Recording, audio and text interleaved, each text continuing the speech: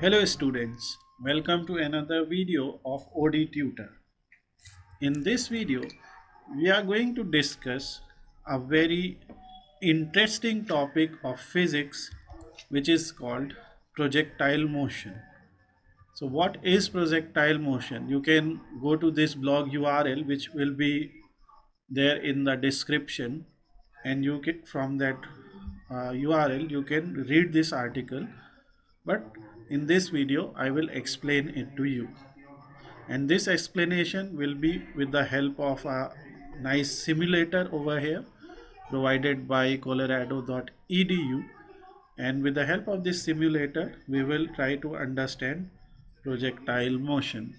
Now, projectile motion refers to the motion of an object that is thrown or projected into the air and is subject to the force of gravity. So, for example, whenever you project any object into the air, in this case it is an example of pumpkin. So you can see while throwing that object, it followed the path, it followed that angle on at which it was projected, but with the action of gravity it came to ground and it covered some distance, which in this case was 22.94 meters. So the key characteristic of projectile motion is that the object follows a curved path which is known as trajectory. So the curved path that you just saw was that is called trajectory, and it is not following a straight line. It is not like when you will throw this object, it will follow a straight line in and go into the space. Obviously gravity will take it down, right? Bring it down. So this type of motion results the this type of motion is a result of combination of horizontal motion in the direction of initial velocity and vertical motion which is affected by gravity. So there is a horizontal motion there and there is a vertical motion. So it is a combination of both. It is a horizontal and vertical. So both components are working here. Here are some key concepts and characteristics of projectile motion. There is a launch angle. The angle at which the projectile is launched with respect to the horizontal is known as the launch angle. The trajectory and the range of projectile depends upon this angle. So here when you will see, we have a launch angle. If you see, it's 45-degree launch angle. We can change this launch angle, and based on our launch angle, the projectile, the overall x distance that this projectile covers, the overall horizontal distance, and the overall height that this particular projectile covers, the maximum height that this projectile covers, it is determined. So it depends upon this angle. So you can see it went to the height of approximately 9 meters and it went to a length of approximately 19 meters, 19.5 meters. So this is the launch angle. There is initial velocity, the speed and direction with which the projectile is launched. So the speed and direction with which the projectile is launched are represented by the initial velocity. It can be broken down into horizontal and vertical components. So here you will see we have an initial speed. In this simulator here, initial speed can be 0. So as you can see, only firing. Initial speed can be 1. Initial speed can be 2, 3, 4, 5, whatever, and based on that initial speed you can see the path and the trajectory. Okay, so that's why for this experiment we have kept the initial velocity as 15 meters per second, and then we are testing the time it takes, the range. In 1.5 second it covers 19.5 meters and it goes up to 0.21 meter height. Obviously this is not the maximum height, this is the maximum height. So this is this is what projectile motion is in this case. And for reference we have a human here. Now There is a horizontal motion. The horizontal motion of the projectile is typically uniform and unaffected by air resistance. Assuming no air resistance, the horizontal velocity remains constant throughout the motion. Okay, so the horizontal velocity remains constant throughout the motion. Again, I will provide link of this particular simulator which you can try for educational purpose. And here you can see we can add some coefficient, drag coefficient of air resistance. Okay, it can be anything. So currently we have added no additional resistance or velocity vector. This is just a beginner's tutorial. We also have a vertical motion. The vertical motion is influenced by gravity. The vertical velocity changes over time due to acceleration caused by gravity, which is 9.8 meter per second square on the surface of Earth. The vertical motion can be described using the equations of motion. We have a trajectory shape. The combination of horizontal and vertical motion results in a curved trajectory because a vertical component is also acting at every instance and a horizontal component is trying to take it down. Vertical component is trying to take it up. Horizontal component is trying to take it down. That's why we get this trajectory like shape, because both forces are working simultaneously. Then there is a range. The range of projectile is the horizontal distance it travels before hitting the ground again. The range depends upon the initial velocity and launch angle, which you can see here. This is the range. Okay, and then there is a maximum height, which we just discussed. What maximum height this trajectory could achieve during its overall travel path. Okay, so these are the parameters, and based on these parameters we have formula to calculate x, that means how much distance will it cover, and vertical motion y, which is overall vertical distance that it will cover. So x, let's talk about x, which is v naught times t times cos theta. T here is the time which it will take to hit the ground. V naught is the initial velocity. Cos theta is obviously cosine of the angle theta, and then V naught. So if you will multiply all of these values, you will get it. So for example here, let's do this. Cos of 45 degree, let's say the angle is 45 degree. So in that case, its value is 0.7071.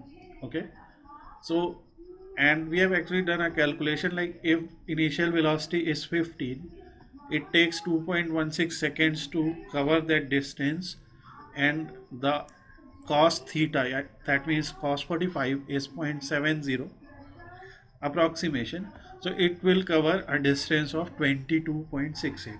So this particular thing comes from this formula over here. Okay, and similarly you can also find out vertical motion, that you can take as an example. Here you can take just to make things simple, you can take value of gs10, but as we said, it is 9.8 meter per second square. So this is vt sine theta minus half gt square. So here in the horizontal motion the cos theta factor will be there, and in the vertical motion the sine theta factor will be there for velocity, and that's why v cos theta and v sine theta are taken here. Okay, here we have explained everything, and now let's do some experiments here and let's clear everything. So we will try with three angles, 30, 60 and 45, and we will see for which particular distance or for which particular angle distance will be most. So this is 30-degree angle, weight and everything, mass is 5 kg and diameter of this object is 0.37 meter. Again, that is for higher calculation. Just as a beginner we can try something. My assumption is it will hit this target. Let's see whether it hits or not. You can see, so it has traveled this distance, and by this particular tool you can actually measure that it has hit 19.86 meters. It took 1.53 seconds, and the maximum height that it achieved in this case is 9.93. So height is less in this case, but as you can see, yes, the height is less, but the distance is very high, which is approximately 20 meters, let's say. Okay, now we will try another angle called 60 degree. Let's take this angle and let's see what particular distance it covers, and you will be amazed by it.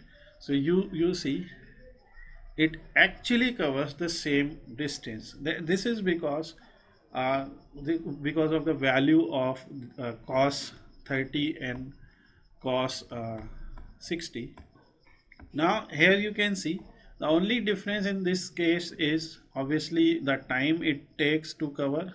You can see the time has increased. It is now 2.65, and now the overall height is 8.6 meters. You can see, so height is approximately three or four times. Okay, so this is the case, but have we achieved the maximum distance? I'm sorry for the noise coming from the background. Now have we achieved the maximum distance? Let's try this angle 45. So 45 is more than 30 and less than 60, which kind of falls in between them. So let's see. So let's fire this, and here you can see we have more distance. So 45 degree is actually the angle at which you will get most distance. Okay, that's why, for example, in Olympics, in javelin throw and other events where you have to throw a ball or something, so the athletes try to throw at this particular angle, which is close to 45 degree. So their angle should be, their angle, velocity, everything should be such that it achieves the maximum distance, and that's why a practice is required. Okay, so now why this? So here if you will see, cos theta is if we say our initial velocity v and t are constant. Let's take a calculation. Let's say v and t are constant. Let's assume this. So in that case, if we increase the angle, okay, or what should be the best angle? So cos 45 degree is 0.707, which is more. The more the angle, the more distance we will get. Cos 30 degree is 0.86, and cos 60 degree is 0.5. Okay, even though cos 30 degree is more, but again this particular thing will take, but you can see in case of 30 degree it will reach the ground early, right? So that's why we cannot take this time as constant here. That's why we have taken it as t. So 15 and cos theta, so it basically depends upon t and cos theta value, the product of these values. Initial velocity will always be there, is a factor. So this is how you can actually do an experiment and see if we increase our angle more, like let's say 65 degrees, then it will cover less distance. Okay, you increase, let's say 85, even lesser distance, but height will be more, because in these cases sine factor will be more dominant, and that's why it will achieve more height. So it totally depends on values of sine theta and values of cos theta. Okay, so this is our simple explanation of what projectile motion is.